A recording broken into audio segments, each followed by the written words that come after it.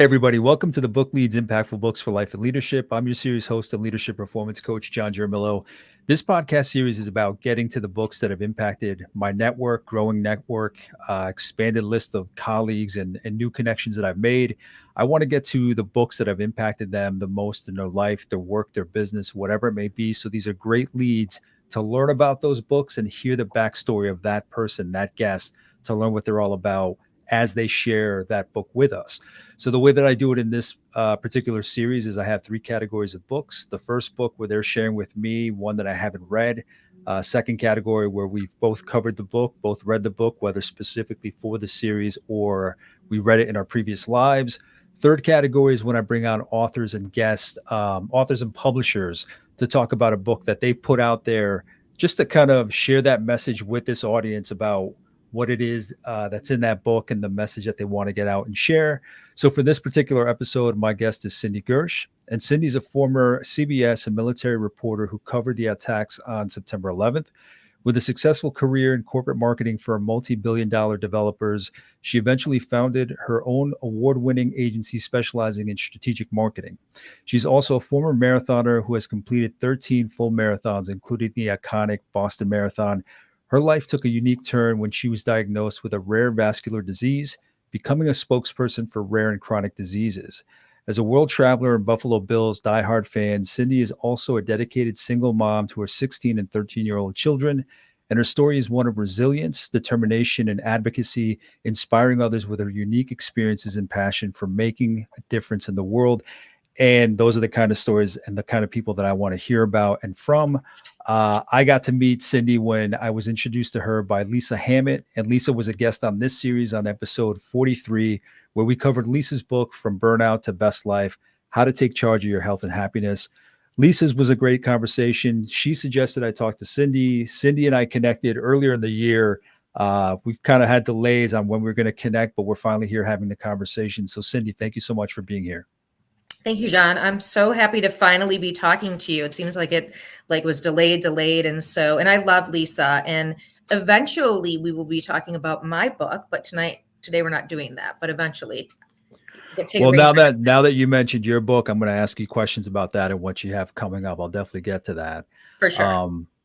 But yeah, delays, life happens, whether it was sickness or kids or whatever it may be, things come up. But yeah, I'm glad that we're here having this conversation. So first of all, who are you today? I always want to get a sense of who my guest is, the work that they're doing with their clients, whatever they're into at the moment. What does that work look like for you today? Yeah. So John, I mean, I think you gave such a beautiful introduction. I, went to school to be a journalist, to be an entertainment reporter. That was always my dream. And I did start out as at a small CBS affiliate up in Northern New York, covering military, Fort Drum, which is the largest deployed Army post in the country. And I covered lots and lots of significant stories, probably the biggest one being September 11th. And once September 11th happened, deployments happened. And with deployments, you get casualties. And that's when I realized between 9/11 and losing a friend in 9/11 and having to cover 9/11, acting as if, the lead story at 6, finding out that my friend was missing 5 minutes before I went on live at 6 in front of hundreds of thousands of people, having to compose myself. And then, just a few months later, my news director saying, okay, you need to go talk to this woman who just lost her husband in this war, ask her how she's feeling. I couldn't do it. I couldn't do it anymore. And that's when I kind of said, okay, I'm going to change gears and go into marketing and PR because it's very similar to reporting, actually. And so that's what I did. And I still was in the military world. I worked for a developer who built and maintained homes for military, for soldiers, military members and their families. And I loved it. I adored it. And I actually was a military spouse for 17 years. My ex-husband is actually still active duty. So I got to sort of wear two hats, right? I was the military spouse, the military mom, my kids facing long deployments. So I could speak their language. I loved it. Yeah. But then I also sort of, was the developer and helping them to win new business and all the things. It was great. until, my life completely changed 5 years ago when I was diagnosed with, as you said, this super rare vascular disease. And my life completely changed in a minute, literally 1 minute. And one of the casualties, as I like to say, of the things that I lost besides my marathon running, my husband, my marriage, everything, was my corporate job. I, went out on short-term disability, and I came back on a Monday, and that Wednesday, I was let go as part of a reduction in force. And that was a real eye opener. Like, what am I going to do now? Right. For 20 plus years, I had worked in corporate marketing. I had worked my way up. I kind of shattered that glass ceiling, working my way up to vice president of corporate communications, loved what I was doing. And it was really a time for me to sort of reinvent myself. And let me tell you, it wasn't easy. It didn't come overnight. And it took a lot of sort of refocusing, a lot of reevaluating, it was not easy. But now I own an award-winning marketing agency that I love. And it's allowed me to sort of take a step also outside of my comfort zone and work with. My entire career has been with developers. So when you own your own agency, you get to work with really any company that wants to work with you. So I have had clients, former Super Bowl winners. I've had nonprofits, I've had startups, and I love it. So, I tell everyone, even when things are as down as they can be, there is always a silver lining. And that's something that is sometimes very hard to remember, but is very true. Yeah, it's hard when you're in the thick of it. You know what I mean? It's hard when you're Absolutely. at your, maybe not at your lowest, but very low. Um, there's just no way, and you can tell people that, but there's no way for them to know that until Yeah. they go through it themselves. Absolutely, Jen. I can tell you that I was at my absolute lowest. I mean, I thought when my dad had died 10 years ago suddenly, that was the lowest. And that was definitely a form of being very low, because my dad was my person. He was way too young. It was very unexpected, all the things. But when I was diagnosed with this disease, I had run a half marathon the week before I got diagnosed with this very rare disease. 2% of the world has it. I was healthy, didn't smoke, didn't really drink, maybe had a glass of wine here or there, was running 70 miles a week, was like the epitome of health. To end up in the emergency room a week later, and the doctor saying, the good news is, because I thought I was having a stroke, the good news is you didn't have a stroke. The bad news is we think you have this super rare disease, but we've never even seen it at this hospital before. So we're going to send your scans off to a hospital that deals with it. There's only 15 hospitals in the world that deal with this disease. I'm fortunate. One of them is in Atlanta, which is where I live. Make an appointment there, but live your life like you don't have it, because you probably don't. 3 months later, lo and behold, I go to that appointment and I have it. And that was when my world legitimately started to crumble. Immediately after that, like I said, 2 days after came back from short-term disability, I lost my corporate job. I was told immediately I couldn't run marathons because it was way too much stress on my body with this disease that I had way too much. And unless you're a runner, I don't think you can really understand how much that impacts you, to go from running 13 full marathons and so many half marathons and so many 5Ks and 10Ks. So you don't even, like, you Or run a just 5K. regular running throughout the week. I mean, your daily runs. Right. 70 miles a week I was running. And that was my therapy. When my dad died, like I said, the first thing I did the next morning was put on my shoes, and I ran 14 miles, because that's what I did. So to have that stripped away from me, to have my corporate job gone, my husband at the time, my ex-husband now, deployed 5 months after I was diagnosed. So I had to handle all of this, being a single mom. At the time, my kids were 12 and 9, dealing with the deployment, dealing with this very scary disease that I knew nothing about, with no job, without being able to run. And oh, by the way, about 90% of my friends left, which is very common when you have a chronic rare disease. People leave. You're a difficult person to be friends with. And then, oh, by the way, my husband deploys, and I find out I have 2 brain aneurysms because of said disease. So it was like, in my life, I will tell you, John, that was the lowest I had ever been in my entire, I felt like I had nothing. Legitimately, I felt like I had nothing. Well, I mean, just the things that you listed that you lost, the things that are so important to us, like Right. relationship, Yep. spouse, Yep. friends. And I just from, obviously I am not a runner, but just from knowing runners, I know what happens when they don't get out on the road. I know Yeah. what happens when they skip a few runs, or when the doctor tells them, hey, because of this sprain or whatever, Yeah. you can't run for 2 or 3. I've seen what happens. And they say a lot what you just said, where that's like their thinking time, that's their therapy, that's their escape. So I I get that point. So how do you handle all that? With all that loss, what is it? Where do you find your fire? Where do you find the spring at the bottom to bounce back? Is there a particular moment that just kind of sparked this fire just to push forward? Like, what was it that helped you after losing so much as you've outlined? Yeah, so I think there were a couple of things. One is, and this is the truth. I have sort of a phrase that I say all the time. I had one friend who stuck by me through the whole thing, and there was one night in particular I started drinking a lot because what did I have? I had nothing in my mind. I had absolutely nothing. I had no friends. Who was I if I wasn't the social Cindy, having the parties at her house, inviting everybody over? Who was I if I wasn't the crazy Cindy out running 15 miles, at 6 o'clock in the morning, signing up for a marathon? Who was I if I wasn't corporate Cindy on the next Delta flight to California to do a presentation? Who was I if I wasn't this person? I had lost my full identity. I lost everything who I was.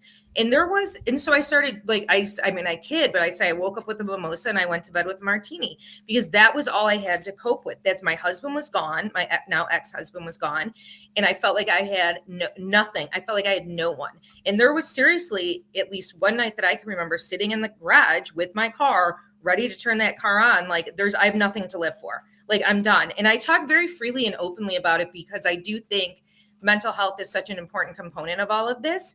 And I tell you that if it weren't for my two kids who were 9 and 12 at that time, and if it wasn't for my one friend who has stood by me throughout this entire thing, who literally pulled me out, would come over at 2 o'clock in the morning because she knew I would be up, like bringing me brownies, and just between her support, I say all the time when I came out of this was, she's like my one dime, right? So I say all the time, it's so much better to have one dime than 10 pennies, right? Like, wouldn't you rather carry around one dime than like a penny, like a pocket full of pennies? And so, like, Yeah. and that was a huge lesson for me to learn, was if I have just one person, and I say this a lot in a lot of when I speak, because with people who have chronic illnesses or rare illnesses, we're very difficult to be friends with because we can't make plans a lot of the time, right? Because we don't know what kind of a day we're going to be having. We don't know if we're going to be able to make it to that dinner or that party, or as much as we want to. And believe me when I say we want you to invite us, we can't necessarily do that. If you have that one dime, that one friend, that person understands that. And they'll say, okay, maybe I'll bring you food from the dinner so I can come and hang out with you after. And she really, really helped pull me up. So that was she was a huge, obviously my kids and then her. But then what happened was I actually ended up in the hospital with sepsis for 2 weeks, literally where I almost did die. And it came to that point where I was like praying, like, okay, I don't want to die. Like, I really don't. Like, when you get that sick and you feel like, I think when it's in your control and you're in a car like that and you're like, okay, I'm ready to, like, it's very different than when it's out of your control, right? And you're in a hospital with 105-degree fever and doctors are it's very scary. It's a very different situation. Yeah. And that really woke me up. And then that backed right up into COVID. And so seeing all these people like losing and so that was a real wake up call for me. Those things sort of back to back to back to me was like, Cindy, you need to wake the hell up. Like, you have two beautiful kids. You still can work. Yes, you have a disease, but like, it's time. Like, right now you are an unhealthy person with a disease. You need to be a healthy person who has a disease who can still live and move and go on. And that's exactly what I did. So I started manifesting a lot. I started meditating a lot, and I started traveling extensively. And traveling became sort of my new outlet, my sort of running, if you will, my freedom. And it's really changed my life, all of those things. And then that's when I said one day, like, out of the blue, I'm going to start my own business because I know I can do it. And I did. I believed in myself and I did. And here we are 4 years later. So you think it was that kind of, you're sitting in the car, you're thinking that you want to no longer be here when it's in your control. And then when it's out of your control, almost like whether you're religious or not, like a higher spirit or God is like, all right, You want Yeah, out? I'll show you how close you can get to that. 100%. So it was that kind of wake up call, I huh? 100%. And I believe, you say whether I definitely believe in God and a higher power. And I definitely believe that was a little kick in the butt. Like, stop feeling sorry for yourself, Cindy. Like, you still have a lot to give in this world. At the time, I still had, I was still married. I still had these two beautiful children, and life was going well. And I say all the time because my ex-husband actually wrote me a letter on Christmas Day telling me that he wanted to leave me because of my disease. He left 17 years married. He left me because he wasn't empathetic enough to be my husband after 17 years. And I say all the time, people say to me, how are you so strong? Like, how can you even say that without wanting to like punch him, scream, like cry, do all the things? And I'm like, had that been 4 years ago when this started, I would have been. But I'm a totally different person. He doesn't want to be with me now. He doesn't want to, then that's his loss. Fine. Like, I'm a strong enough person now where I can raise my children on my own, live my life on my own, and be a success. I don't need him anymore. Yeah. And that Yeah. wouldn't have been the case 4 years ago. Believe me when I say that. Yeah, it's amazing when you talk about manifesting, where you can manifest the good, or you can somehow manifest the bad, Yeah. meaning letting yourself slide into what happened.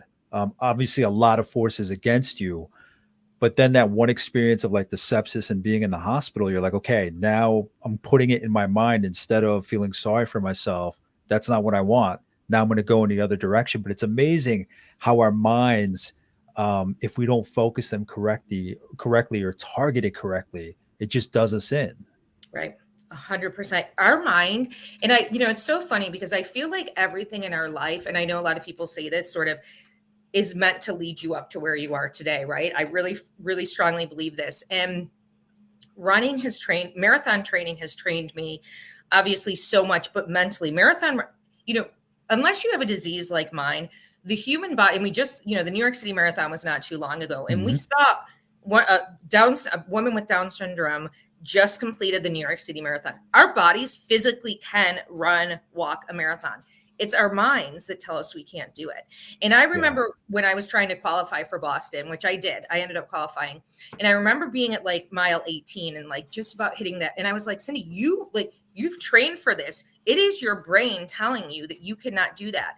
And so it's the exact same thing with like what you're saying with the manifestation and with everything else. Is it's my mind telling me back then, like, oh, you're feeling sorry for yourself. You can't do this because you have a disease, or you can't do this because you can't run anymore, or because all your friends left you and you're feeling sorry for yourself. So you can't do that. No, we're not going to do that anymore. Yeah. We're not going to be an unhealthy person with a disease. We're going to be a healthy person who has a manageable disease that is going to be stable. And we're going to go out there and we're going to live our life to the fullest extent. And we're going to bring awareness to it. And there's going to be a purpose for me having this disease. And that's exactly what I'm doing right now with it. So, Cindy, what's the disease? What's it called? Yeah, it's called fibromuscular dysplasia, or FMD. And it is like I said, rare disease. I had never heard of it. And it's an arterial disease that makes all of my arteries very weak. And some of them are misshaped. So 4 main arteries of mine are misshaped. And when they're misshaped, there's pain associated with wherever they're misshaped. So like my iliacs are misshaped. So I can't work out at all anymore because my legs, it's funny, what used to run me, 100 miles a week, now I can sometimes not even walk. And that's why a lot of people with my disease have migraines, because it's in our carotid arteries as well as our vertebral arteries as well. But we're at a very, very high risk for things like dissections, aneurysms, strokes, heart attacks, very scary things. So we have a list of things that we cannot do, like a list, and I'm on 7 medicines, all the things. But it is manageable, right? Like, we can be stable. We just have to know our body. We have to listen to our bodies. We have to have the tests. We have to go to the doctors. We have to do the things, and we have to live with the disease. And it's not like any other person who doesn't have a disease, right? And yeah, people haven't heard of it. And yeah, it sucks more than some people's diseases because we are in chronic pain, a lot of us. But you learn to deal with that, right? Like, that's how it is. It becomes part of your life. It's part of your life. It's part of your life. And if those people, including my ex-husband, don't want to be around someone like myself because of this disease, then that's their loss. It's Yeah. their loss. Cindy, so when you talk about, obviously, I mentioned in your bio advocacy, when along in your journey did you jump into the advocacy side of things? Yeah, so I realized when I was doing all of this marketing, I was getting really involved. I had always been involved in philanthropy and, being involved. I created myself 2 nonprofits, started from the ground up, and I had always been very involved in that. So I just kind of threw myself into fmdsa.org, which is the nonprofit that deals with FMD. And I started becoming very vocal on it on social media, talking about my disease all the time. And I started building a little bit of a following, particularly on TikTok. And I realized like there are so mainly women who have chronic diseases, who have rare diseases that are in a similar place that I was 4 years ago, that are feeling very lonely, that are feeling very depressed, that feel like they want more out of life, but they don't know how to get there. They don't know how to move forward, if you will. And besides getting gaslighted and all the things that happen when you have a disease in itself with the medical world, personally, there's a lot of other things that they're dealing with. So they were coming to me because I'm so vocal about it. And so I started, it came naturally to me, right? And I started doing podcasts and I started speaking to people. And that's where we kind of teased it at the beginning with the book is in the process right now because there's just not a lot of help for people like me. We call each other spoonies. I don't know if you've ever heard that. People who have chronic diseases are called spoonies, and there's just not a lot of support for spoonies, especially like I have a loud mouth. I've like in communications, I'll talk. And so there's especially not a lot of people who are like as loud as me. Yeah. There's Mhm, people that don't kind of have that background, like especially reporting and talking and mhm. communications and PR. Right. So I mean, you can have a force of 100 people that that are spoonies, but at the same time, if they don't have that loud voice, if they Right. don't, you know what I mean? Like you need Right. like that extra just sense of communication, just reaching out and just being heard. I Yeah, think it's exactly. different, like having the passion for it and then being heard. One doesn't come with the other. Like you have to apply that side of it. Um, Absolutely. what was the other thing I was going to ask you? I apologize. It'll come to me in a second. That's okay. Um, Cindy, to understand how you ended up here, I mean, you gave great insight about your reporting and what happened since then. But to learn a little more about you and your story, what is from your childhood up to that point? What does that look like? How did you start into your career? What did those steps look like? Was it family? Was it education? People you knew? What were those first couple steps into whether it was college or not, into what you wanted to develop as a career? Not even knowing that you were going to end up where you are now. What was your path like? What did that start like? Yeah, I mean, I think, like I said earlier, I think everything in our lives sort of lead us to where we are today. And I really believe that. And I've always been that, like I said, the person with the loud voice. I mean, when I do some of my speeches out, when I actually am out speaking, I say that, when I was 5 years old, I won the loudest voice award at my dance recital. And, like, because that's just who I am. I've always been this Yeah. natural talker, this natural loud voice, this natural entertainer. And so since I was little, this is what I've wanted. And, I talk about my dad who passed away was my biggest cheerleader. And we grew up very lower middle class. My dad was a janitor. My mom was a stay-at-home mom for ever, pretty much till like my brother started going to school. So we didn't have any money, but I didn't know we didn't have any money, if that makes Hmm. any sense. Like I didn't Oh yeah. feel like I felt like we always had everything.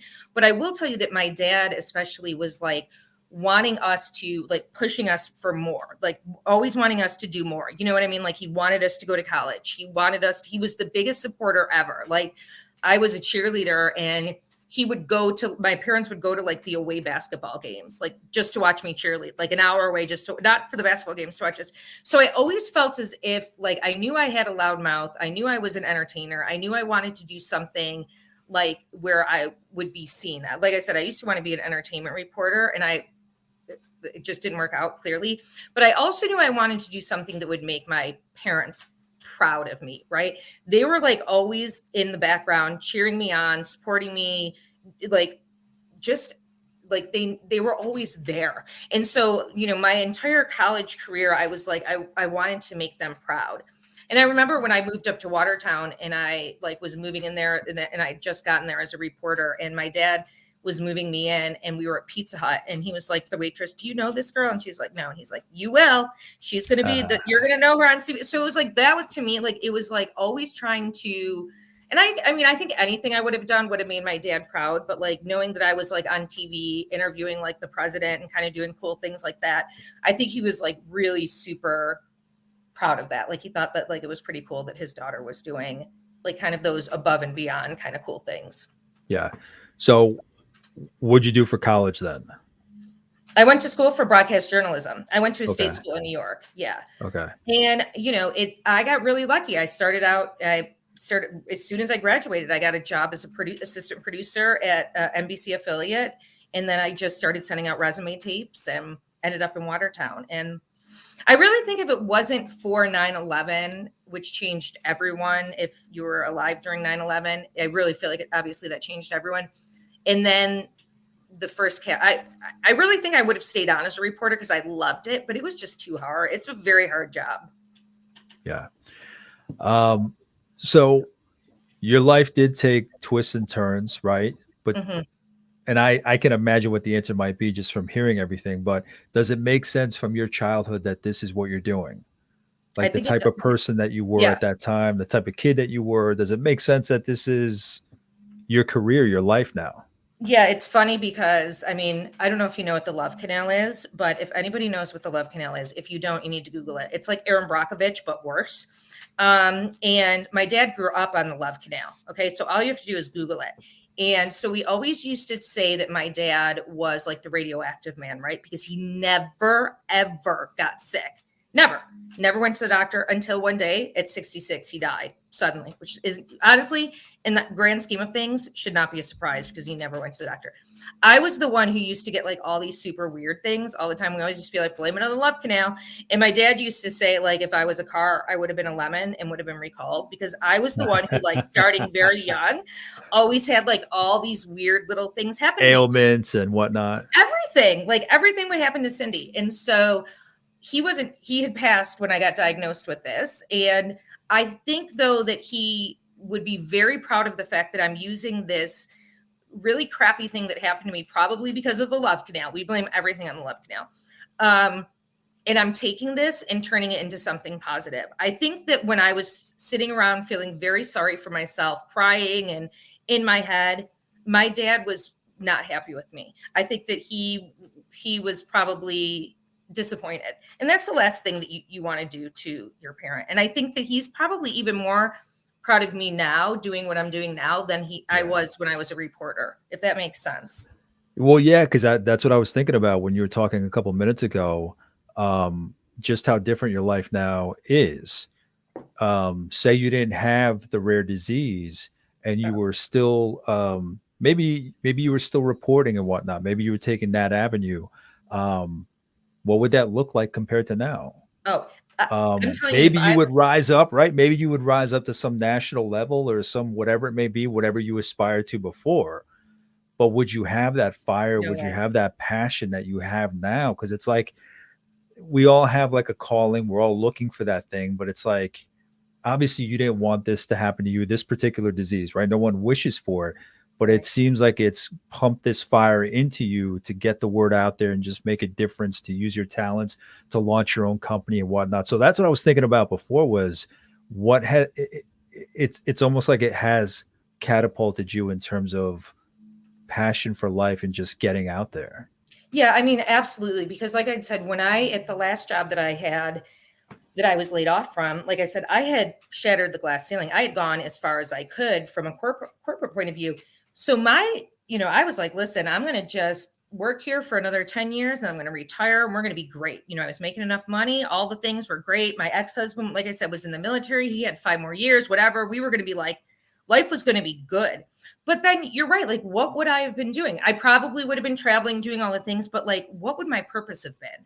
Right? Like, really, what my kids would have been out at school. Like, I feel like I really do have a purpose now. And I feel like I know this is going to sound a little bit, I don't even know what the word, but I feel like I have a Hokey? response. What'd you say? I'm sorry. Hokey. Yeah, hokey's a I, really I good word. always I always use Hokey's hokey. a really good word. It's not that I'm guessing that yours is going to be hokey. I Yeah, always use that word. Go that's ahead. a really good word, hokey. But I do feel like there's some responsibility that I have some sort of a weird responsibility to other women, especially who have my disease, but other women who are in the same place that I was in 4 years ago, because there's so many of us, because I want to be their voice, because I want to help them. I want them to know they're not alone.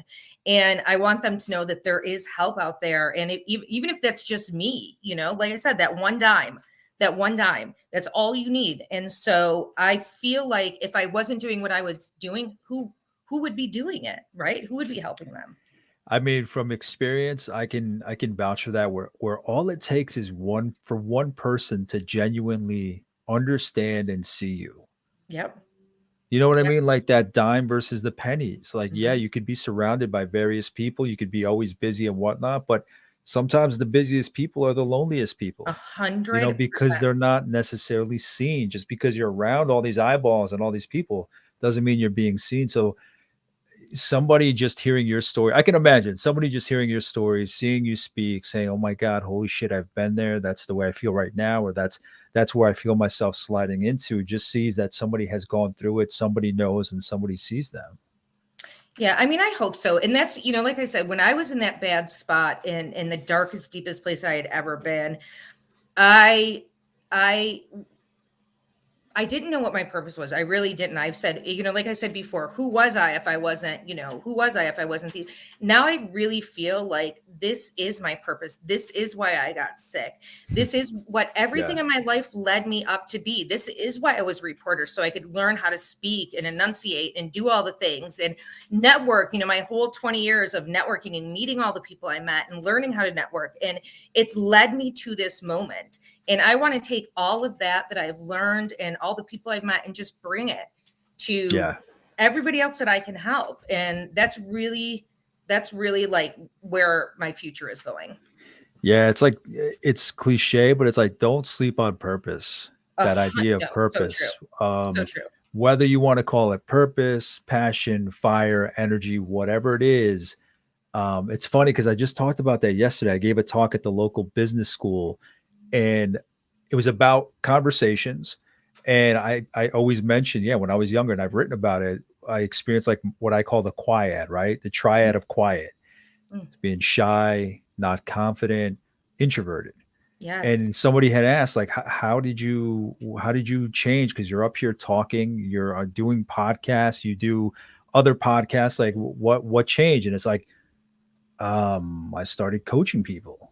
mhm, It was like 8 years ago. And I wasn't completely quiet before that, but that passion that comes through now is because I found my passion. that's Like right. once you find your passion, your purpose, whatever you want to call it, again, people are going to argue about which word to use. Somebody had asked me, they're like, "How do I find mine?" I'm like, "Only you will know, and it's up to you to keep looking, but you will know 100%. when you find it. Because if you graduate college, you get a job, you sit behind a desk, you get promoted, you make good money, you're successful by whatever metric is yours, you will know if something is missing. You will know if that fire is not quite there. Something will be missing. You'll have that sensation. So I love that you were able to find it, not by your choice, the Right. circumstances, but it's an amazing picture of, yes, I was already successful. And I've heard it so many times on this series. I was already successful, but something wasn't quite right, or something was missing, or I came across my passion and boom, like no matter where it was in that person's life, their life it just took off because they found that their Yeah. thing. Let's just call it their thing. Yeah, and I love what you said that like so many people miss out on that. Like we obviously manifesting, it says this, like it could hit you in the face and you just miss it. Like you miss out on that purpose or that passion. And it could be something as shitty as what happened to me, this rare disease that no one has heard of. And that like, why me, why me? But again, I'm going to sound cliche and I'm going to sound cheesy, and I know a lot of people say this is not true, but I am a firm believer that everything happens for a reason. I really am. Even with my dad, when my dad died as suddenly as he did, when he did, the way he did, I'm a firm believer in that. And I do think that sometimes it takes a while to figure out what that is. And for me, it took like 3 to 4 years And I'm still questioning things like, I mean, I'm still finding those casualties of my disease. Like I said, my husband, ex-husband, this just happened this past Christmas where he wrote that letter. So these are still casualties happening from my disease. But there truly is some bit of good in every bad. There Mm, really is. Even when my dad died, what was that good? There is good in every bit of bad. You just have to look for it. You just absolutely. have to know where to look for it. I really believe that. Absolutely. Because my dad died in December 2020. Uh, And I feel like all the work that I've been doing, coaching, talking to people, this podcast, everything has made me feel that much better because I realized where I get this from. And it was from him. yeah. So I when love he that. passed away, it was like you sit there, like you said, for years and you're thinking about it and thinking about it. And I've written about it. And the reason that I'm doing what I'm doing is because of him, like him, watching his example, watching him help people, watching him listen to people, doing what he can for people. So it's amazing, like you said, it's you don't want to lose your dad, you don't want to lose your mom, relatives, whoever it may be, but there is that silver lining somehow at some point in the future when you happen to think of it or it hits you. It's not going to be right away, as you know, Right. but it can be there. Just that appreciation, a deep appreciation. And I feel myself hitting things harder, Yeah. like when For I'm sure. writing, when I'm coaching, when I'm networking, because I recognize why I'm doing what I'm doing, like where it comes from. So it kind Yeah. of pushes me forward. It gives me more of a nudge. He's there pushing me along. So that's a great point that even with if you lose somebody, at some point you will find that silver lining. Yeah, I love that because, even like I used to say, I mean, I remember when I was growing up, I was like, oh my God, so embarrassed. My dad's a janitor. Like, how embarrassing is that? And then Yeah. doing his eulogy it's funny, when at his wake, all these students he was in elementary school Yeah. for 30 years, all these students showed up at his wake that I didn't even know. And they were like, we loved your dad so much because he would be like cleaning up puke in the hall, like whistling. Like he loved his job. He took so much pride in his job. And I think that taught me that really carried over in me because like I started working when I was 10 delivering Avon books. I've always worked my entire life, and that is such an important thing that like you just said that you took from your dad, like him nudging you. And that's why I think I couldn't just sit back and like wallow in my and feel bad for myself, and everybody's like, go on disability, do that. No, like that's my dad, like pushing me, like take pride in what you do, like move forward, keep going. And I really truly do believe that 100%. Yeah, my dad was he did that too, like cleaning offices on the side. He was a factory worker, blue collar worker. So there Yes. is that kind of just that pride in just Yeah. doing that work. So I Yeah. appreciate you sharing all of that. Yeah. Um, Cindy, before we jump into the book, Yeah. I'd be remiss if I didn't ask, what does leadership look like to you? Good leadership. What does that look like? So I'd be remiss to not, think of two of the best leaders I've ever had working for me. One, Tara McAdam, and another one, Mark Sierra, who I worked with both for Lend-Lease. And why are they such good leaders? Because they challenged me, right? So they challenged me, but they did it in a way where if they would allow me to make mistakes, and they would correct me in a way where it was like, you made a mistake. Here's what you did. It was like stern, but it was yet, you could learn from it. So I think if you're a good leader, you need to allow the people to learn from their mistakes. You need to challenge them, right? You need to set an expectation for them. But you need to allow them to grow, to learn, to make mistakes. And I think that's super important. And both Tara and Mark also, and I've learned this from them, is allow the people who you are leading to um, receive like the kudos. I've had some leaders that are like, take, kudos, like, hey, you did this, but I'm going to take all the, I think that's horrible. Like, I will not take, I hate, like, that's a bad leader. So, give kudos where kudos is due. And that's not just externally, but internally as well. Like, make sure that you tell those who either are reporting to you, or maybe they just look up to you as a leader, like, you did an awesome job. Like, even if it's just an email, a text, whatever it is, I think that is the sign of being a good leader. All right, now we can jump into the book. If you could, why don't you introduce the book that you're going to be discussing and just kind Yeah. of how you came across it? Yeah. So this is the book. I felt like, I don't know if everybody brings them or not, but Manifest 7 Steps to Living Your Best Life by Roxie Nafousi. Okay, so first of all, have you heard of Roxie Nafousi? I don't know if you No, have. I haven't. I Okay. haven't. So we talked a lot about manifesting and how this has been such a huge part of me getting to where I am today. Roxy, at least to me, is like the queen of manifesting. This book, 7 Steps to Living Your Best Life, is exactly that. It's 7 steps on how to either take your life back or to improve your life, or, you know, it really is sort of like a guidebook on how to manifest.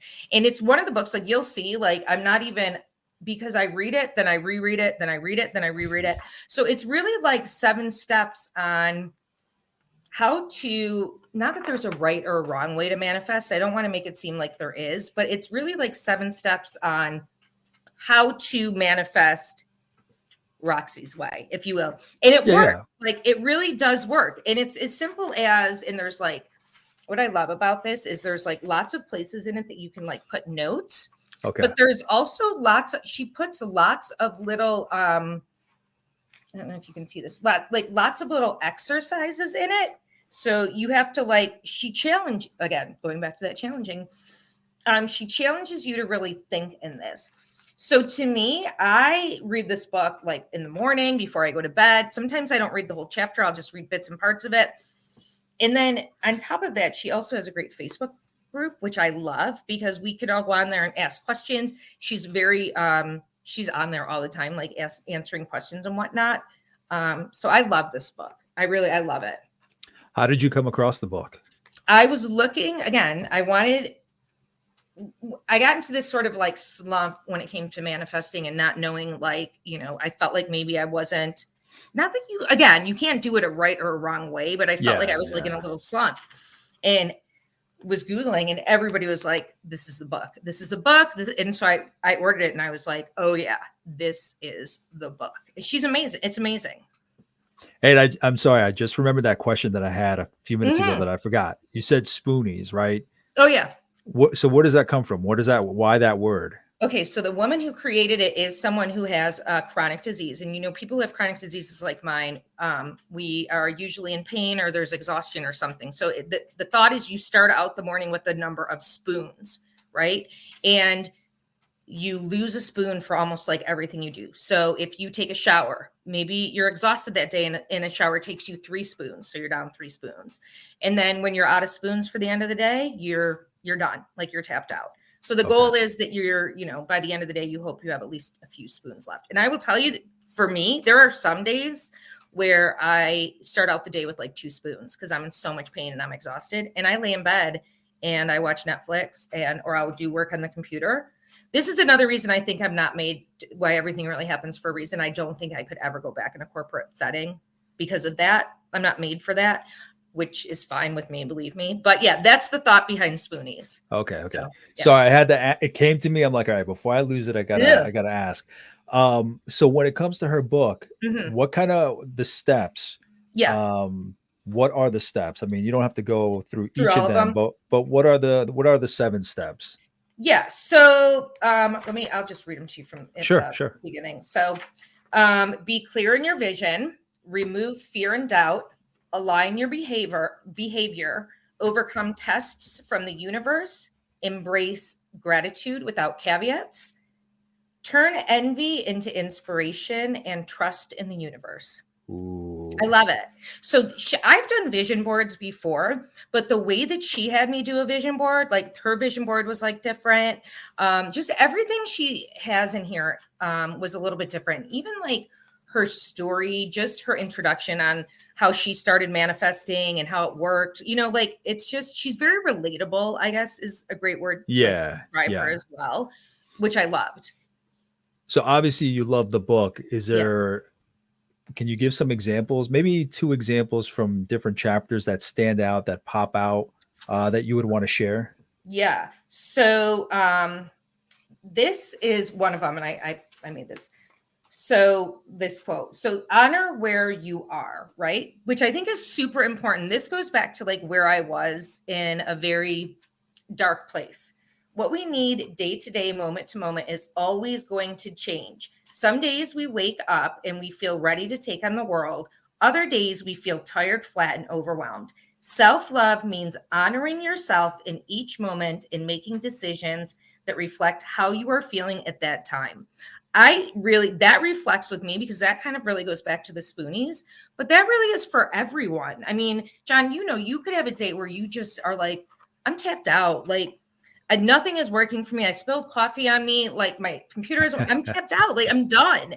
Today Yeah. is just not a day for me. And Yeah. that's okay. I think a lot of times we put like a lot of pressure on ourselves. Like, you know What what I I mean? So, and I laugh just because you can wake up in a mood, or maybe something does happen at work or with family that, is not, you don't want it to happen, something bad that happened, or just something didn't go right. And then it's like every other little thing piles on. And you yes, think the universe is out to get you. And then at the end of the day, you're like, all right, I'll start over tomorrow. But I think exactly. what gets us in trouble is that we want this moment to be perfect. We want this day to be right without taking into account that we have so many days left, like that we get to wake up again and try again. And that Yeah. was a hard lesson for me to learn, just because when I'm in a mood, I always feel like I'm going to be like that. And I'm sure other people are the same way. Yeah, You for always feel sure. like you're going to feel like that for the rest of your life. But then Absolutely. that next day hits and it's a reset button. It can be a reset button.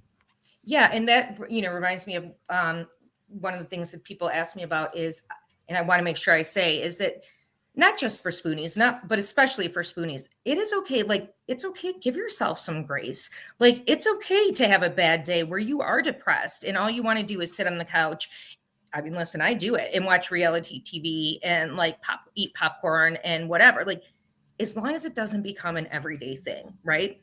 It's Yeah. okay to give yourself some grace to do things like that and to not feel bad about it. It really is, because I think that a lot of times we like sit and feel guilty, like, oh my God, I didn't shower today. I literally sat on the couch all day from morning till night and did nothing. That's okay, as long as Yeah. it doesn't happen every single day. Yeah. I've had conversations on here with a couple people that had chronic conditions. Um, Other instances where we were talking about abuse Hmm. in their lives. Yeah. And a word that's come up is victim. Yeah. Like that, you can, okay, it's all right. You can feel that way. But like something you just said, don't stay there. Right. You Right. can acknowledge, fuck, this happened to Yeah. me. This sucks. You can acknowledge it, but don't just stay there. Don't become stagnant. Right. Don't become complacent in that victimhood. You can feel it for a moment, but you got to work out of it. Exactly. And that is where that one dime comes into play, because that is where your one dime you need to know to either pick up the phone, send a text, whatever, or your one dime has to be good enough to know that you haven't checked in with them or whatnot. Yeah. One dime. And again, the other thing I say about that is that one dime doesn't need to be a person who lives even in the same city as you. With Wi-Fi, there's so many discussion boards. I've met so many amazing women who have FMD that I've never met in person, but I know to check in on them. Like, if I haven't heard from them in a couple of days, hey, I'm not going to use their real name. Hey, Yeah. Sue, Yeah. Yeah. how are you doing? Like, are you feeling okay? Things like that. Just a little check-in. Super important. Yeah, for every pitfall that technology can offer these days, we're lucky that we have that. Agreed. Because I mean, there wouldn't have been a way for me to connect to Lisa. I wouldn't have Mhm. been introduced to her virtually and then introduced to you. And then if somebody has the need, like you're sharing, like on the boards where you kind of talk with various people in that community, we didn't have that before. So you'd be sitting at home wondering, not even wondering, dealing with your own stuff that you wouldn't Absolutely. know other people are out there going through the same thing, and that you had a community that could just kind of, that they see you, that they know what you're going through, that it's not sympathy, it's not empathy, it's I've lived it and I know it. So what do you need? Right, 100%, and especially with rare diseases like with FMD. I mean, it's like refreshing. It's calming to know, like, if you're having like an anxiety attack, like, oh my God, is this an anxiety attack? Am I overreacting or am I having like a heart attack? It's like, okay, I know what you're going through. Take a breath, do this, this, this. Because if I were to say that to my mom, she'd be like, we're going to the emergency room right now. Get Yeah, in the car. yeah, So yeah. it's nice to have that support of other people who really, truly do understand what you're going through. um I'd asked you for two, but the one I'm curious about that you read off was the gratitude one. Because there was something about gratitude with a caveat. So what does that mean? Yeah, I mean, I think it's saying like, don't say something along the lines of like, I'm appreciative because of this, or I'm appreciative for this because of this. Like, does that make sense? Like, Okay. you're Okay. appreciative for your day. You're appreciative just for it. Like, thank you, Not universe. because something necessarily Right, happened. Just right. Like, okay. I'm just appreciative, universe, for letting me wake up to this beautiful day or raining or whatever the day is. Like, you're appreciative for whatever the universe is giving you today, whether it's pouring out, it's snowing, it's whatever. Like, what are you appreciative for as you wake up? You're Yeah. appreciative for just waking up, you know? Thanks, universe, for Yeah. We allowing take me that to for wake up. granted. We take that for granted. Mm-hmm. Yes. And we don't give ourselves enough love. We don't appreciate what we bring to the table enough either. And that's, I think, what a lot of that with caveat means as well. Yeah. I mean, because we spend so much time in reactive mode Right. that we forget to be proactive with what we can 100%. bring to the table. $1,000,000%. Yeah. We're the worst at self-complimenting and self-love and all the things. Yeah. We're the Yeah. worst. Yeah. The worst. I mean, because we don't think about our parents' generation talking like that. It Ah, wasn't like that. It no was way. just, listen, No I way. was born to work, provide for my family, and that was it. You Absolutely. know what I mean? So the Yes. Yes. differences in generations is just incredible. I've talked about that on here before, where my dad's generation, your dad's generation, you never heard anything about that. So No. maybe they would suffer in silence. I know in Oh, my family, absolutely. I shared it with another guest. We talked about this similar type of thing, the generation and how ours is different from theirs, and our kids is going to be different from ours. But in my dad's generation, in my family, there were a lot of alcoholics. Mm. Mm-hmm. People they're sick with alcoholism for different reasons, but how many of those are because they were suffering in silence? Right. Right. That they couldn't speak up or have a place. Can you Right. imagine somebody in our dad's generation talking about their mental health? No How way. would other people look at them? Absolutely not. Or domestic Um, abuse or domestic violence, any of that. No yeah, way. No they way. never talked about it then. My generation, I think it started really coming to the forefront really only in like the last 5 years. For sure. So I was beginning in my 40s, and now my kids are already talking about how to express their feelings in school, how to Which is tap great. into that, which is Which is amazing. great. I mean, and Because that's why it's important. I feel like I don't shy away from it. I talk about the real issues because especially with people who have diseases, mental health is so important. It goes really hand in hand, because I don't even know what the statistic is, but it's really high. It's like 80% or 85% of people who have a chronic disease suffer from some type of mental health. They have either anxiety or depression, which makes sense. oh yeah, You're dealing with absolutely. hospitals and doctors and all the things with it. So it's important we talk about it and for it to not be a stigma. And you know how it is. I mean, I've talked about my anxiety on here before, but you know how it is when you're feeling a certain way, and when you express that, you share that with somebody. Mm-hmm. It's like 50% of that tension just goes away because you 100%. can get it out of yourself. Mm-hmm. So And people thank you feel for like sharing that. you're more relatable to them too, right? They're like, oh, Yeah. shit. Cindy said that Yeah. okay, well, Yeah. now I can talk to her a little bit more about things Yeah. because I can relate Exactly. to her more. Exactly. Yeah. Um, is there another area of the book that kind of stands out that you could share with us, I mean, Cindy? all of it, of course, but I think that one of the things that I loved that was an exercise that I thought was kind of cool was, she has all of these, like I said, these little exercises, and this is, what chapter is this? I just want to make sure I'm telling you guys the right chapter. This is Cultivate in Self-Love, right? Which is a very, very long chapter. I think it's her longest chapter. Yeah, chapter 2. And so she has you do all these exercises in it. And she talks about clients with self-judgment and blame and all the things.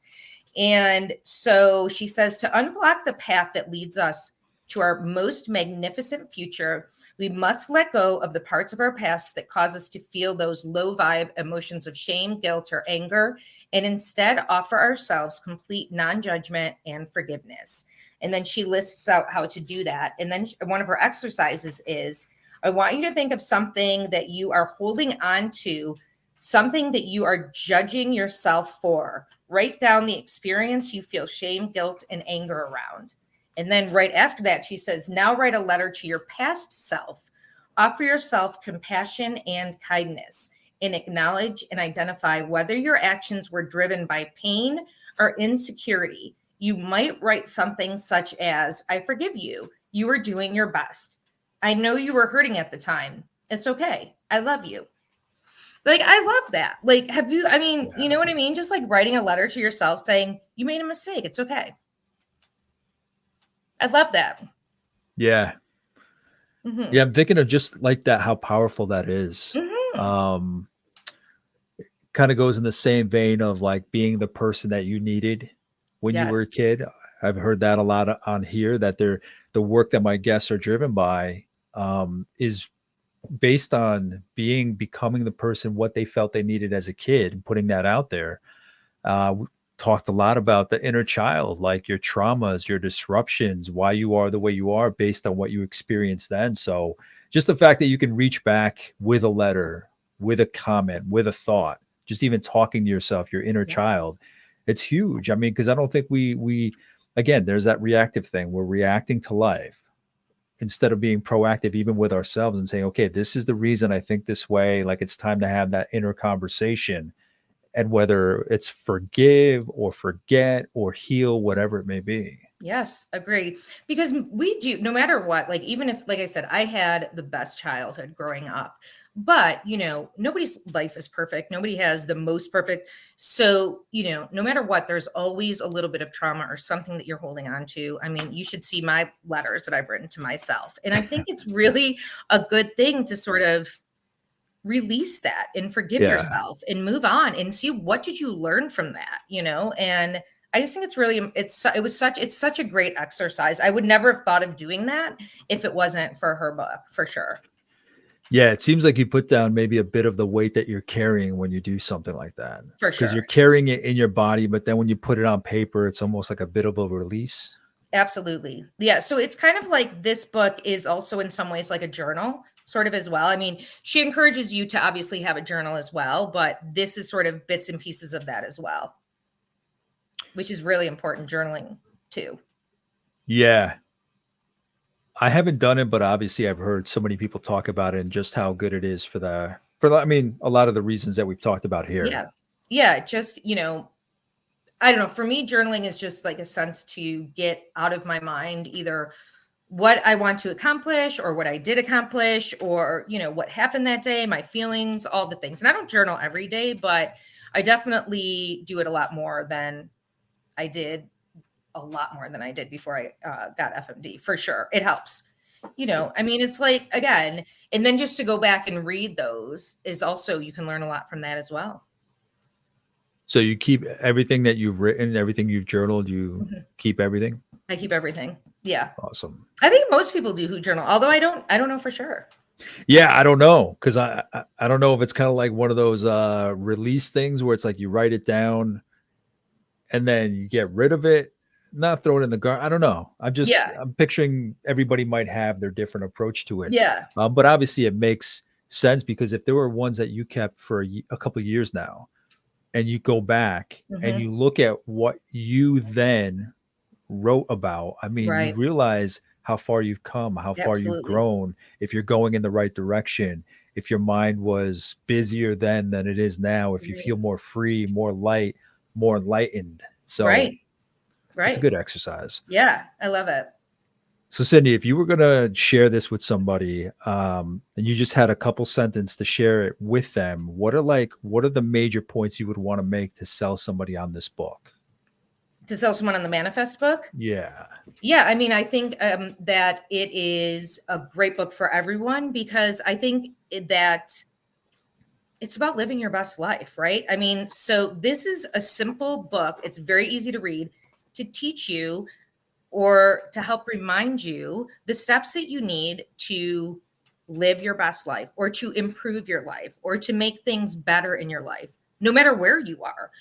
Like, even if you think you're like doing all the things the best way that you should or could be, there's always ways to improve, right? Yeah, And it's absolutely. about, there's so much in here about self-love and self-forgiving. And again, we talked about that. Nobody is doing enough of that. So learning how to do that, learning how to self-appreciate, learning how to take the time, right, to do that is really important as well. It's a great book, and it's a very easy read with lots of exercises. I highly recommend. And when you do, like I said, join her Facebook group as well. She's very active in it. Awesome. Mhm. So then before we start wrapping up, I heard you mention that you're writing your book. Mhm. What is that Very going to early be? stages, but because I want it to be perfect, right? But it'll be a lot about what's, things that we talked about today, with the end goal being to hopefully help inspire people who have been in some similar situations, ways to help them to get out of those deep, dark places and to move forward. What do you think it'll be out next year or? Yeah, early, like we're looking at the summer to fall of next year. Awesome. Going to So you come have to back and bring me share back it? on by then. Sorry? Yeah, No, that's what I Jake? was saying. Yeah, Jake? definitely Yeah, bring it yeah, back yeah, for on. sure.